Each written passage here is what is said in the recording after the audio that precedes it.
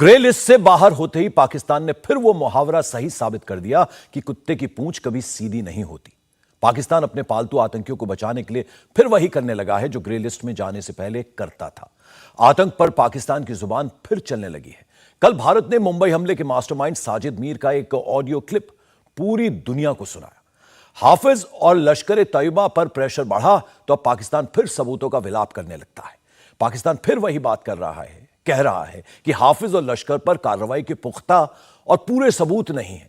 मुंबई हमले को 14 साल पूरे होने वाले हैं। इस मौके पर मुंबई के ताज होटल में ही संयुक्त राष्ट्र सुरक्षा परिषद यानी यूएनएससी की आतंकवाद विरोधी बैठक चल रही है। इस बैठक में पाकिस्तान में पल रहे आतंकवाद पर भारत को अमेरिका का तो पूरा सहयोग समर्थन मिल रहा है, लेकिन चीन की शय पर पाकिस्तान अब भी सुधर नहीं रहा। कल विदेश मंत्री एस जयशंकर ने दुनिया के सामने आतंकवाद को लेकर दोहरे रवैये और लेट लतीफी का मुद्दा उठाया था। जिस अंदाज में एस जयशंकर ने भारत का पक्ष रखा था, उससे चीन भी तिलमिला गया है। आतंकियों का सुरक्षा कवच बने पाकिस्तान की मोटी चमड़ी में कौन सा इंजेक्शन काम करेगा, आज हम इसी मुद्दे पर डिबेट करेंगे। हमारे साथ कुछ खास मेहमान जुड़े हैं, उनका जरा मैं तारुफ करवा दूं। पहले lieutenant general retired S Kulkarni हमारे साथ हैं, डिफेंस एक्सपर्ट। उसके अलावा फखर यूसुफजई साहब हैं, पाकिस्तानी पत्रकार हैं। इफ्तिकार चौधरी हैं, आप स्पोक्स पर्सन हैं पीटीआई का। और सुंदुस मुस्तकीम हमारे साथ पाकिस्तानी पत्रकार हैं। आप सभी का बहुत बहुत स्वागत है। हम इन सब से बात करें उससे पहले आइए जरा सुने एस जयशंकर ने क्या कहा।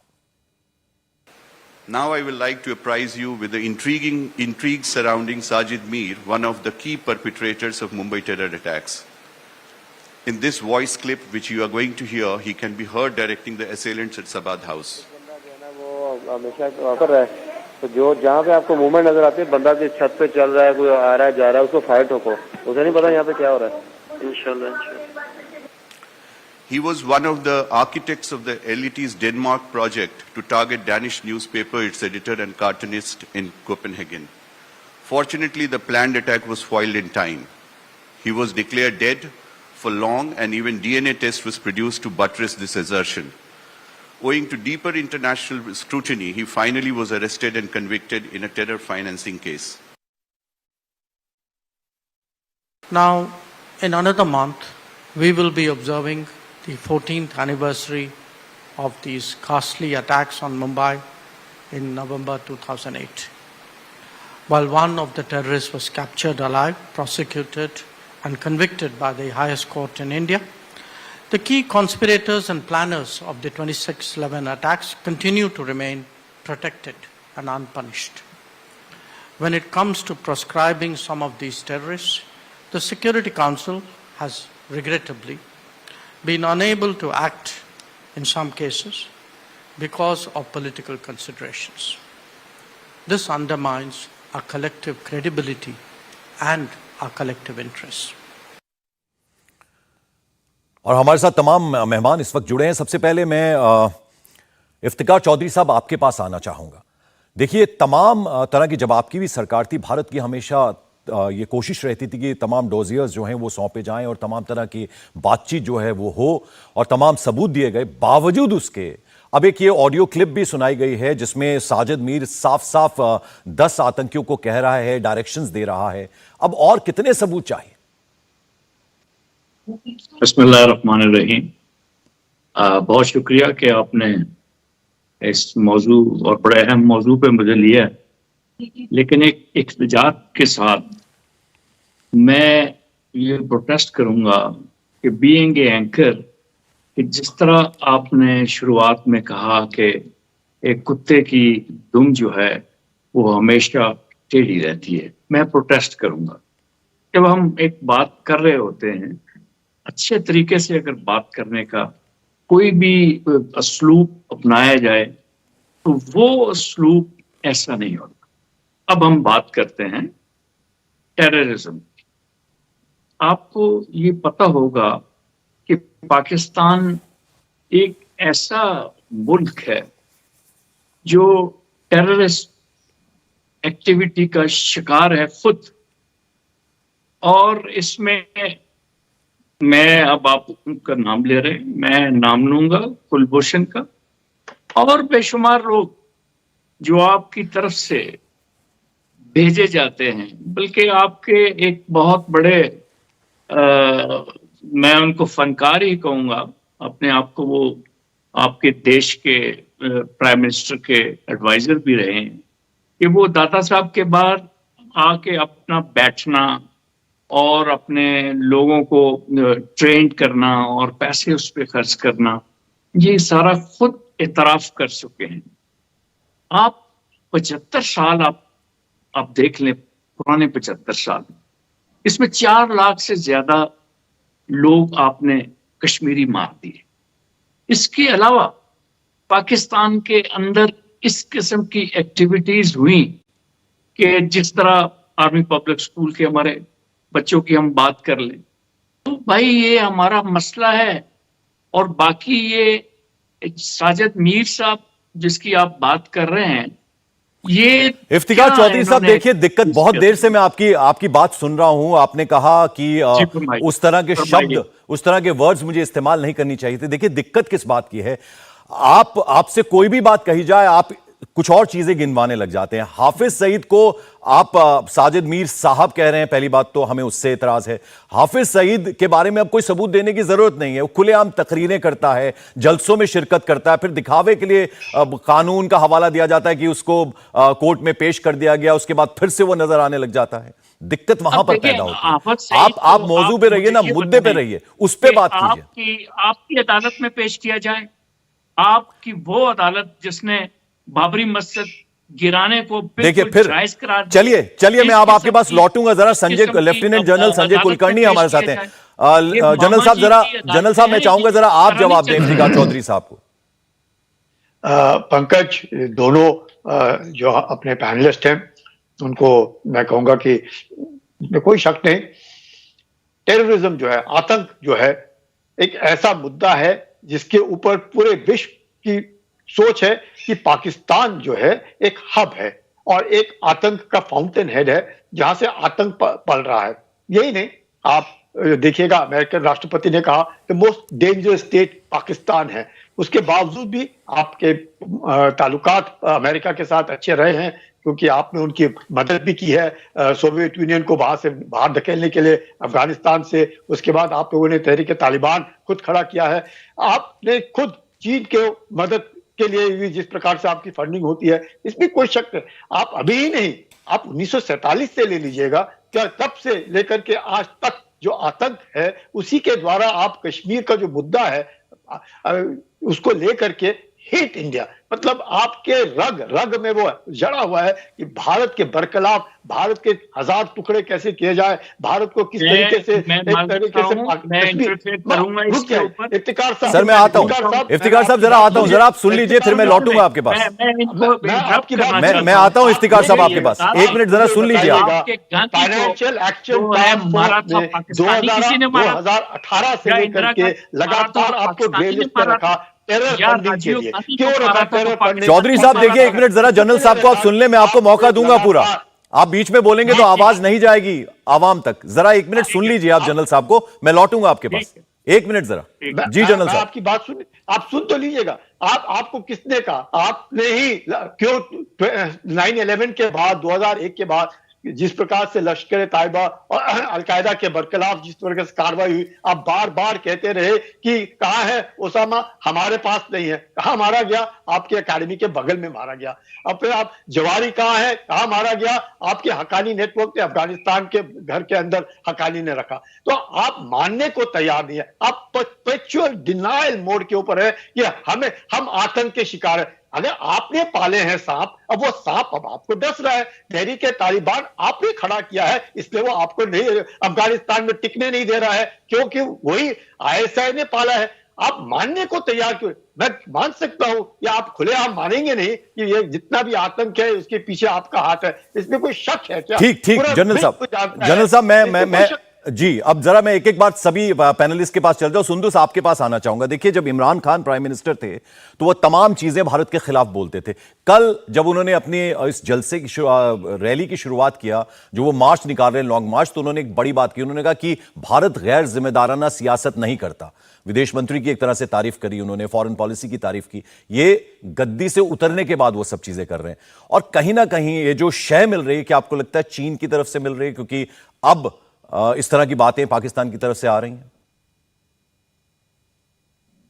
I really don't think so कि गद्दी से उतरने के बाद या गद्दी पर बैठकर जो है वो इमरान खान साहब इस तरह की बात करते हैं। मैंने स्ट्रेट फॉरवर्ड अपनी बात इसलिए स्टार्ट की बिकॉज आप जैसे कि आपने कहा कि इधर उधर नहीं जाना चाहिए, वरना मे बी मैं स्टार्ट में कुछ कहना चाह रही हूँ। सो इमरान खान साहब बिल्कुल भी ऐसे नहीं कि गद्दी से उतरने के बाद या गद्दी से उतरने के बाद उनके स्टेटमेंट्स चेंज हो जाए। He is a man with set standards और he has nothing to do कि वो इस वक्त मौजूद है सीट पर तो वैसे स्टेटमेंट्स दें। और चीन की शय पर, किसी की शय पर अगर उन्होंने कुछ करना होता तो शायद वो इतना बोल्डली, इतना स्ट्रांगली इस वक्त ये मार्च ना कंटिन्यू कर रहे होते। और जहां जिसकी तारीफ बनती है वो बिला खौफ व खतर करते हैं। अगर भारत की तारीफ पहले बनती होती तो जरूर करते, और यकीनन उन्होंने की होगी गाहे बगाहे, और अगर अभी नहीं बनती तो वो बिल्कुल भी ना करते। अब चाहे वो हमारी स्टैब्लिशमेंट हो, चाहे वो इंडिया हो, चाहे वो चीन हो, जहां जिसकी तारीफ बनती है वो बोल्डली, ओपनली, फेयरलेसली करते हैं, और जहां नहीं बनती वो क्रिटिक भी करते हैं। और आपने देखा है उनकी क्रिटिक करने की वजह से ही वो खमियाजा भुगत चुके हैं, किसी से ढका छुपा नहीं है। So he's a man with strong statement, with solid statement, and he's a man with words. जहां जिसकी क्रिटिक बनती है वो करते हैं, जहां नहीं, जहां तारीफ बनती है वो बिला खौफ व खतर तारीफ भी। सुंदुस, मेरा मकसद इमरान खान की तारीफ या बुराई करना नहीं था। मेरा सिर्फ कहने का ये मतलब है कि यूएनएससी की जो बैठक चल रही है मुंबई के ताज में, वहां पर एक बाकायदा ऑडियो क्लिप सुनाई गई जिसमें 10 आतंकवादियों को डायरेक्शन दे रहा था साजिद मीर, और वो जो है पंकज साहब, ये कहना चाहूंगी कि भारत तो मुझे कितना ब्लेस्ड मुल्क लगता है जिनके पास आज तक रोने के लिए वो सिर्फ एक बॉम्ब ये अटैक है। लुक एट अस, काश हमारे पास सिर्फ इस्लामाबाद के एक मैरियट होटल जैसा ही इंसिडेंट होता। हमारे पास तो एपीएस स्कूल अटैक से लेकर हमारी तो तारीख के अभी तक भरे पड़े इंसिडेंट्स हमारे तो, अगर हम ही कर रहे होते वहां पर तो पाकिस्तान में क्यों अटैक्स होते। फकर साहब, आप जरा आपके पास में आना चाहूंगा। आपने तमाम पैनलिस्ट को सुन लिया। दिक्कत यह है, जो जनरल साहब ने भी बात कही है, जनरल कुलकर्णी ने, उन्होंने कहा कि जैसे ही हम आपको लश्कर तैयबा की बात करते हैं, हाफिज सईद की बात करते हैं, साजिद मीर की बात करते हैं, तो आप पाकिस्तान अपना रोना रोने लग जाता है। दिक्कत वहां है। और ये अगर ऐसा आतंकवाद हो रहा है तो उसको पाला किसने है? ये सीधे सीधे सवाल उठाया उन्होंने। फकर, जवाब दीजिए। सबसे पहले thank you very much for inviting me.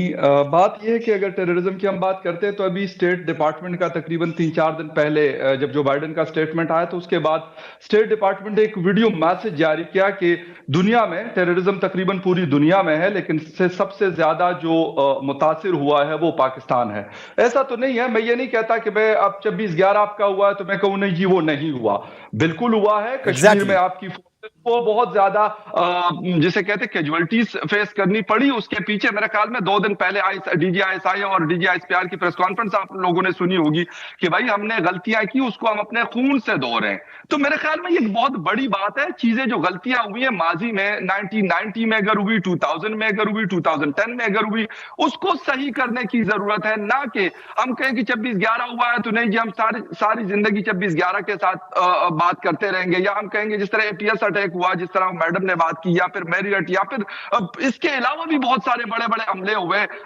मुझे याद है मीना बाजार पेशावर का, जहां पे 200 लोगों की जाने एक सुसाइड अटैक में गई थी पेशावर के अंदर। और ये एक अटैक नहीं है, हजारों अटैक, मोर देन 70,000 जो लोग हैं उन्होंने अपनी जिंदगियां गंवाई हैं। लेकिन हमें डायरेक्शन सीधी करने की जरूरत है। और हाँ, हिंदुस्तान को भी मेरे ख्याल में जिस चीज की जरूरत है, एक बड़ा होने के नाते बड़ी बात करें, बिल्कुल करें। पाकिस्तान को भी कहे कि भाई आप भी हमारे साथ हो जाओ, इस खित्ते को हमने सही करना है। इस खित्ते को, अफगानिस्तान भी यहां पर है, पाकिस्तान भी यहां पर है, और इस खित्ते के बहुत सारे मसाइल हैं। ठीक है फकर साहब, मैं आऊंगा आपके पास, जरा मैं जनरल साहब से इसका जवाब लूंगा, लेकिन पहले इफ्तिकार चौधरी साहब आपके पास मैं आना चाहूंगा। देखिए, अजमल कसाब को जिंदा पकड़ा गया था, मुकदमा चला, और शीर्ष अदालत जो है, सर्वोच्च न्यायालय जो है, उसने उसको सजा सुनाई और उसको फांसी की सजा हुई। पाकिस्तान ने कुछ नहीं किया। हाफिज सईद को लेकर दिक्कत यह है कि वो उसको साहब कह के पुकारा जाता है। अभी आपने साजिद मीर साहब कहा, इसको लेकर एतराज है। एक वो शख्स जो खुलेआम तकरीरें करता है, जलसे करता है, खुलेआम घूमता है। मैं तो जनाबे अली आपको भी साहब कहूंगा, जनरल साहब को मैं 10 दफा साहब कहने के लिए तैयार हूं। मेरे आप दुश्मन नहीं हैं। आप किसी के साथ इख्तलाफ जरूर कर सकते हैं, लेकिन उनको साहब कहने का हक आपकी जुबान से मैं वो उसको तस्लीम नहीं करता। मैं इसलिए बात करता हूं कि कुछ लोगों के साथ मेरे जाती ताल्लुकात भी हैं, बहुत सारे में हम सियासतदान हैं। हाफिज जो साजिद मीर साहब जिनकी बात कर रहे हैं, वो तो बेचारा अपनी एक आध सीट मुस्लिम लीग नून से उधार लेके कभी सेनेट बन जाता है, कभी किसी जगह चला जाता है। आज के दौर में अगर आप एक वीडियो जो पैगाम है, जो ऑडियो पैगाम है, उसको अगर आप इस तरह ले लेते हैं तो सर ये तो फिर दुनिया भर के लोगों की बातों को अगर ले लें आप, ये करके कि भाई ये बात उसने की है और ये आपने फैसला किया है, तो फिर जनाब आप ही अपनी अदाओं पे जरा गौर करें। ठीक है हम जनरल अगर साहब, फर्ज जवाब दीजिए करेंगे जरा। देखिए बहुत मीठा बोलते हैं इफ्तिकार तो मैं चौधरी साहब, लेकिन वो एक सेकंड जी एक चाहूंगा जी जी जनरल साहब से मैंने सवाल ये करना है। हाँ 1947 में पाकिस्तान बनने के साथ ही या उन्हीं दिनों में ये अटैक हो गया और गांधी साहब इस दुनिया से मतलब उठा दिए गए, तो क्या उसमें भी पाकिस्तान शामिल था? ठीक है सर, मैं आपकी बात उसके समझ बाद गया। जो आप अपने मुद्दे पे रहेंगे, आप उससे हटने वाले नहीं है, मैंने देख लिया। कोशिशें करके देख ली। जनरल साहब जरा आपको जवाब देंगे। जनरल साहब देखिए, इफ्तिकार चौधरी साहब बहुत मीठा बोलने की कोशिश करते हैं, उनकी जबान बड़ी मीठी है, लेकिन उसमें वो तंज वाला चीजें जो है वो पेश करते रहते हैं लगातार। जनरल साहब जवाब दीजिए। पंकज, जरूर मैं कहूंगा इफ्तिकार साहब ने जो 1947 की बात की उसके बारे में थोड़ा सा जवाब दे दूं कि आपको शायद हैरान और इफ्तिकार चौधरी साहब ये एक फौज का जनरल जवाब दे रहा है आपको, कोई पॉलिटिशियन जवाब नहीं दे रहा, तो जरा सुन लीजिएगा। ये जनरल साहब को सलाम करता हूं। जी इफ्तिकार साहब, हम सब एक हैं, हम सब भाई बहन हैं, इसमें कोई शक नहीं है। आज जो कुछ भी हो रहा है गलत हो रहा है, लेकिन आपको शायद सुनने में हैरानगी होगी कि जिन्ना साहब जो हैं वो 10 औरंगजेब लेन में रहते थे और जून 1947 में जब घोषणा हुई कि 15 अगस्त को पाकिस्तान और हिंदुस्तान का बंटवारा होगा, दो देश हिंदुस्तान से बनेंगे, उस वक्त से लेकर के कश्मीर का मुद्दा को लेकर के कर्नल अकबर, जो बाद में जनरल तारिक के नाम से जाना जाते थे और जिन्होंने लियाकत के बरखिलाफ खून करने की साजिश रची थी, उन्हें भी जेल कर दिया गया। तो ये जो आप बार बार कहते हैं कि वो बात अलग है, इसमें कोई शक नहीं कि हेट इंडिया। जिन्ना साहब क्या सोच रहे थे कि ईद कहां मनाएंगे? उन्होंने 21 अक्टूबर को जिस प्रकार से सारे मुजाहिद और सारे लश्कर वहां से छोड़े, नॉर्थ वेस्ट फ्रंट के प्रोविंस से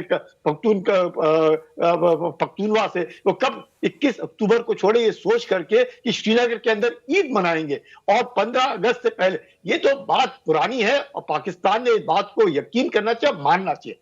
जहां आई आतंक की बात, इसमें कोई शक नहीं कि रेडिकलाइजेशन जो है पाकिस्तान में जबरदस्त हो रखा है। जियाउल हक के बाद जिस प्रकार से रेडिकलाइजेशन पाकिस्तान में हुआ है उसकी कोई शक नहीं है। आप कितना भी मान ले, शायद हो सकता है कि 20, 25, 50% पाकिस्तानी जो है वो आतंक का साथ नहीं देते होंगे, लेकिन पाकिस्तानी जो एस्टैब्लिशमेंट है उन्होंने कहा, पुराने प्रधानमंत्री आपके ही कह रहे हैं, आपके DGISI और DGISPR पहली बार दोनों प्रेस कॉन्फ्रेंस अटेंड करके क्या कह रहे हैं कि हम जो कीनिया में आपका जर्नलिस्ट मारा गया उसमें हमारा हाथ नहीं है। आपके इमरान खान साहब जो आपके प्रधानमंत्री है वो क्या कह रहे हैं कि इसमें दाल में काला है, इसमें कोई शक नहीं है। तो आपके बीच में भी जो अनबन है उसको लेकर के आपने सुधार, वो आपकी अनबन अंदरूनी मामला। जहां तक आतंक का सवाल है इसमें कोई शक नहीं। क्यों आप लोगों को फाइनेंशियल एक्शन टास्क फोर्स ने 4 साल लगातार ग्रे लिस्ट में रखा?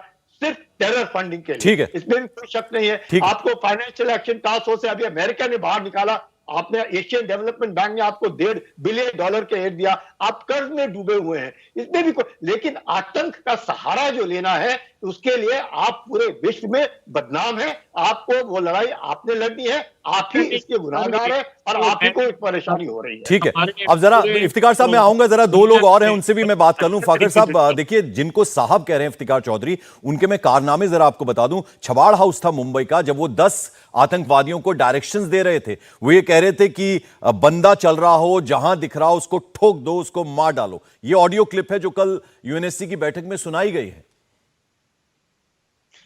पंकज देखें, मेरे ख्याल टेरर कहीं पे भी हो, वो हिंदुस्तान के ताज होटल में हो, वो न्यू दिल्ली में हो, वो इस्लामाबाद में हो या वो काबुल में हो, मेरे ख्याल टेरर है और उसको एज ए टेररिस्ट या एज ए टेररिज्म लेना जरूरी है। हमें सबसे पहले ये बात समझने की कोशिश करनी है।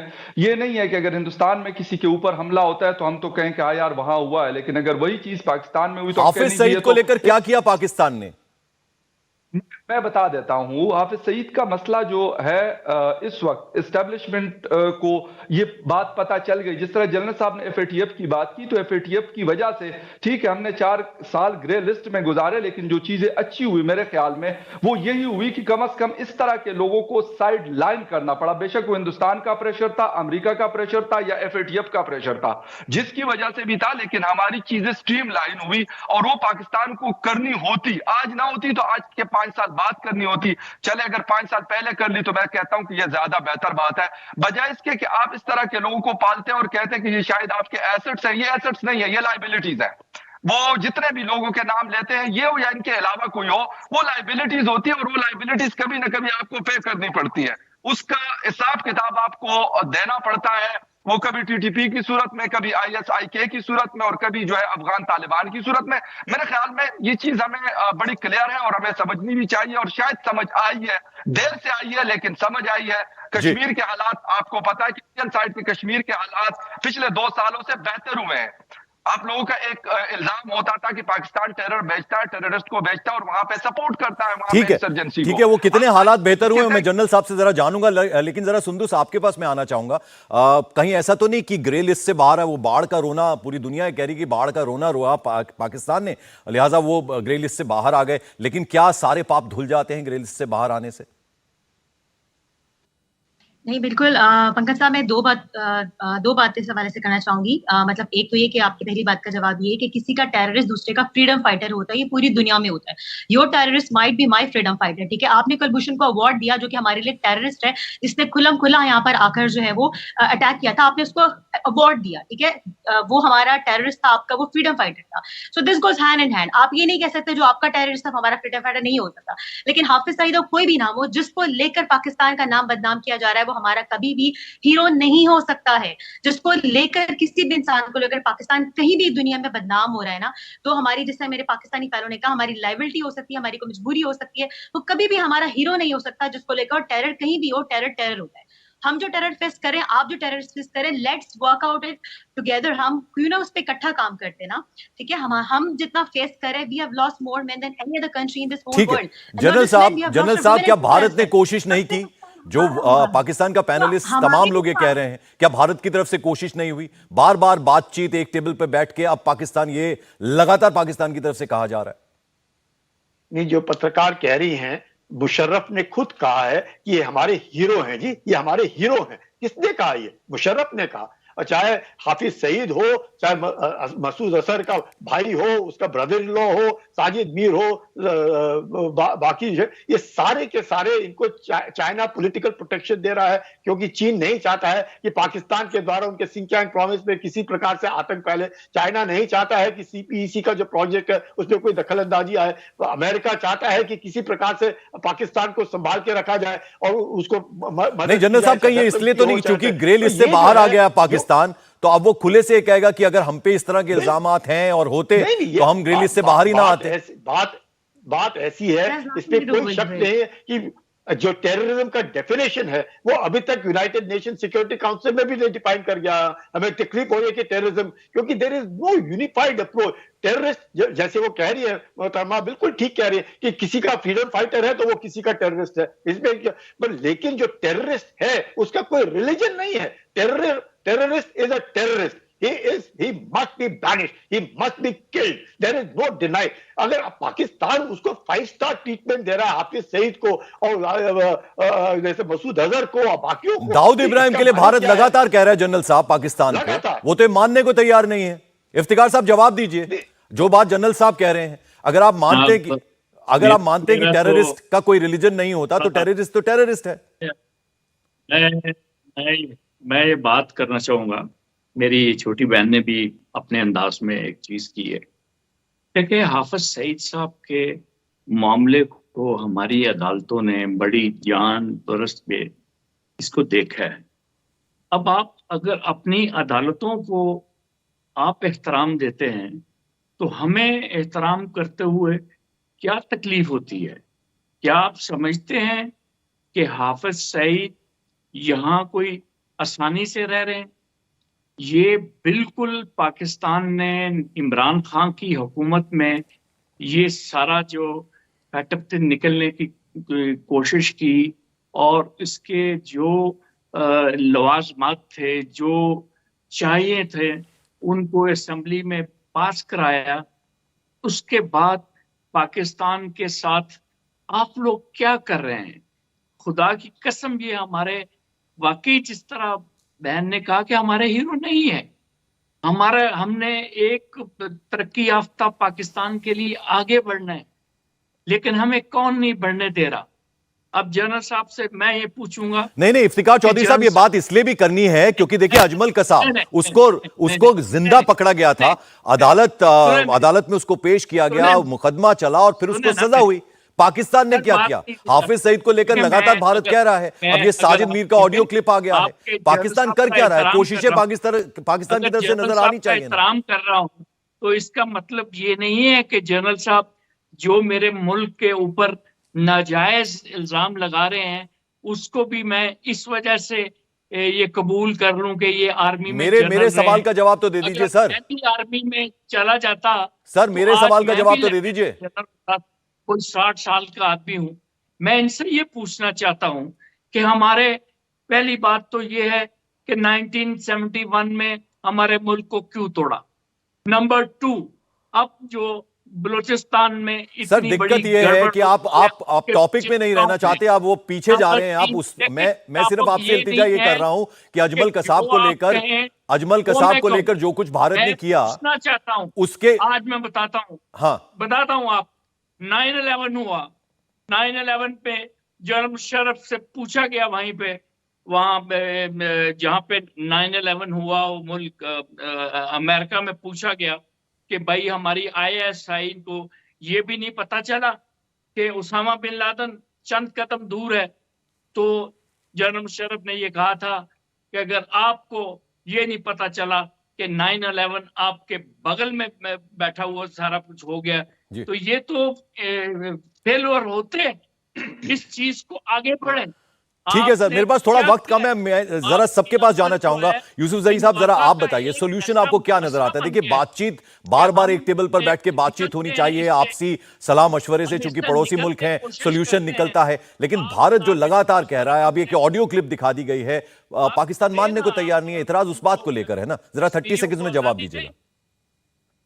देखिए, हम मानते हैं जब भी कुछ इस किस्म की चीज होती है तो ये हमारी एक होती है कि हम हठधर्मी दिखाते हैं, मानते नहीं है। खैर, ये चीजें क्लियर हो जाती है। 2008 का ये वाकया है जो 26/11 का था, अब जाके उसमें बहुत सारी चीजें क्लियर होती है, तो वक्त के साथ क्लियर हो जाती है। लेकिन बात सिर्फ सिंपल है और वो एक है कि अगर मिल के काम किया जाए तो शायद ये जितने मर्जी टेररिस्ट। सुंदर, 10 सेकंड में आप कुछ कह दीजिए अगर कहना चाहेंगे आप, फिर मैं जनरल साहब से आखिरी कॉमेंट लूंगा। जी बिल्कुल, आप अगर खुद भी कहते हैं तो हम भी ये कहते हैं कि टेररिस्ट का कोई मजहब, कोई देश नहीं होता है, ठीक है। और अगर एक्सट्रीमिज्म कहीं पे किसी भी सूरत में मौजूद है, हम हिंदुत्व कहते हैं, आप इस्लामिक फैशिस्ट कहते हैं, तो एक्सट्रीमिस्ट अप्रोच कहीं भी वो एक्सट्रीमिस्ट अप्रोच होती है, उसको पाकिस्तान के साथ हर बार मंसूब करना बिल्कुल भी कोई वाइज अप्रोच। जनरल साहब आखिरी कमेंट आपसे लेना चाहूंगा, क्योंकि 3 पाकिस्तान से लोग हैं, जरा उनको अगर आप जवाब देना चाहें 30 सेकंड में। नहीं, तीनों अपने पैनलिस्ट को मैं जरूर ये कहूंगा कि पाकिस्तान परपेचुअल डिनायल मोड में है। पाकिस्तान ने मान लेना चाहिए कि पाकिस्तान ने गलती की है और आगे गलती नहीं करेगा। आतंक का साथ देगा तो पाकिस्तान ही इसका शिकार बनेगा। और बिल्कुल, और अगर गलती की है उसको माने तो वो बड़प्पन होता है। बहुत बहुत शुक्रिया लेफ्टिनेंट जनरल संजय कुलकर्णी साहब, इफ्तिकार चौधरी साहब, फखर यूसुफ जई साहब और सुंदुस मुस्तकीम, आप हमारे साथ जुड़ी। आप सभी का बहुत बहुत शुक्रिया। इंडिया टीवी हर वक्त हर जगह डाउनलोड करने के लिए सर्च करें India TV news Google play store या ऐप स्टोर पर।